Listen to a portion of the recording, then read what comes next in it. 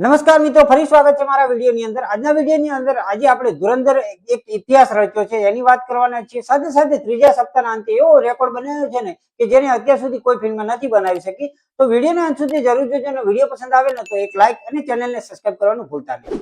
ખાસ કરીને રણવીર સિંહની ફિલ્મ ધુરંધર ભારતીય બોક્સ ઓફિસ પર એટલી સારી કમાણી કરી રહી છે ને કે બધા આશ્ચર્યચકિત છે। રસપ્રદ વાત એ છે કે ફિલ્મની કમાણીમાં કોઈ ઘટાડો થવાની સંભાવના કે કોઈ સંકેત દેખાડી નથી રહ્યા।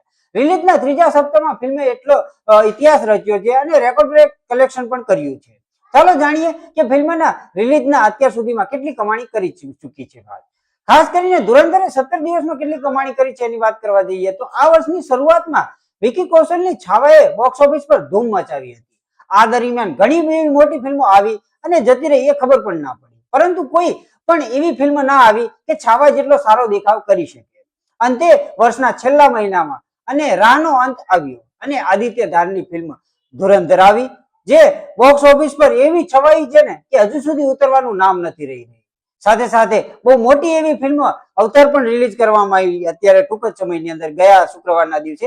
તેમ છતાં ધુરંધર હજુ સુધી અટકવાનું નામ નથી રહી અને તોફાની ઝડપે આગળ વધી રહી છે। બોક્સ ઓફિસની જે રોકડ છે ને એનાથી બોક્સ ઓફિસને ભરી દીધું છે। જ્યારથી આ ફિલ્મ રિલીઝ થઈ છે ત્યારથી અત્યાર સુધીમાં બહુ મોટા રેકોર્ડ તોડ્યા છે અને બહુ બધું એવું કલેક્શન કર્યું છે ને કે જેનાથી લોકો આશ્ચર્યચકિત થઈ ગયા છે। હવે વાત કરીએ ફિલ્મની કમાણીની તો ધુરંધરે રિલીઝના પહેલા અઠવાડિયામાં 207.25 કરોડનું કલેક્શન કર્યું હતું। બીજા અઠવાડિયામાં તેણે 253.25 કરોડનું કલેક્શન કર્યું। ત્યારબાદ તેને 15મા દિવસે શુક્રવારે એટલે કે ગયા શુક્રવારે એને 22.5 કરોડનું કલેક્શન કર્યું। એની પછી શનિવારના દિવસે 34.25 કરોડનું કલેક્શન કર્યું અને આખરી રવિવારે એટલે કે કાલે રવિવારે એટલે કે 17મા દિવસે તેને 38.50 કરોડનું કલેક્શન કર્યું છે। આ સાથે ધુરંધરની 17 દિવસની જો કમાણીની વાત કરીએ તો 555 કરોડ મતલબ કે 555.75 કરોડનું કલેક્શન કરી લીધું છે। ખાસ કરીને ધુરંધરે જે અત્યાર સુધીનું કલેક્શન કર્યું છે ને એ જોરદાર રહ્યું। ધુરંધર ત્રીજા સપ્તાહના અંતે સૌથી વધુ કમાણી કરનારી ફિલ્મ બની ગઈ છે। ધુરંધરે તેના ત્રીજા સપ્તાહના અંતે અન્ય કોઈ પણ ફિલ્મ કરતા વધુ કમાણી કરી છે। તેને પુષ્પા 2 ને પણ પાછળ છોડી દીધી છે।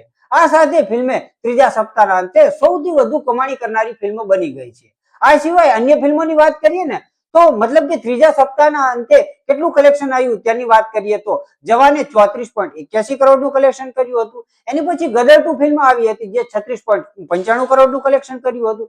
એની પછી સ્ત્રી 2 ફિલ્મ આવી હતી જેને 48.75 કરોડનું કલેક્શન કર્યું હતું। એની પછી સૌથી મોટી ફિલ્મ પુષ્પા 2 હતી જે હિન્દી કલેક્શનની વાત કરીએ તો 60 કરોડનું કલેક્શન એને ત્રીજા સપ્તાહમાં કર્યું હતું। જ્યારે ધુરંધર એને પણ પાર કરીને 95.25 કરોડનું કલેક્શન કરીને ઇતિહાસમાં નામ રચી દીધું છે। ખાસ કરીને ધુરંધર હવે 600 કરોડને પહોંચવા માટે થોડીક દૂર છે। મતલબ કે ધુરંધરે રિલીઝના ત્રીજા સપ્તાહમાં 95 કરોડથી પણ વધુની કમાણી કરીને ઇતિહાસ રચી દીધો છે। ફિલ્મ હવે એ ઝડપથી ચાલી રહી છે ને કે 600 કરોડ પહોંચતા ટૂંક જ સમય લાગશે। ખાસ કરીને આ સફળતા છે ને એ બહુ મોટી સફળતા છે। તેને ફક્ત હવે 45 કરોડ જેટલું કલેક્શન કરવાનું બાકી છે। મતલબ કે 555 કરોડનું કલેક્શન કર્યું છે અને 45 કરોડ બે દિવસની અંદર પાર કરી દેશે, જેથી ટૂંક જ સમયની અંદર કહેવાય ને કે છાવાને પણ ફિલ્મ પાછી છોડવા જઈ રહી છે। મતલબ કે છાવાએ આ સમયની અંદર 600 કરોડનું કલેક્શન કર્યું હતું આ વર્ષે અને એ બીજી ફિલ્મ બનવા જઈ રહી છે। મતલબ કે તમે કહી શકો છો કે ધુરંધર હજુ કમાણીના કહેવાય કે અંત નથી આવી રહ્યો, ત્યારે 600 કરોડ જે છાવા ફિલ્મનો હતો એ ટૂંક જ સમયની અંદર પાર કરી દેશે આ ફિલ્મ। હવે ખાસ કરીને આ જે કલેક્શન છે ને એ જોતા આપણને એવું લાગી શકે છે કે આરામથી આ ફિલ્મ છે ને 1000 કરોડ પાર કરી દેશે એવું મને સંકેત દેખાઈ રહ્યો છે। ખાસ તો આપનું શું કહેવું છે આના વિશે એ કમેન્ટ કરીને જરૂર જણાવજો। સાથે સાથે આવા જ વિડીયો જોવા માટે મારી ચેનલને સબસ્ક્રાઇબ કરવાનું ભૂલતા નહીં। તો મળીએ છીએ આવતા વિડીયોની અંદર, ત્યાં સુધી બધાને જય શ્રી કૃષ્ણ અને જય માતાજી।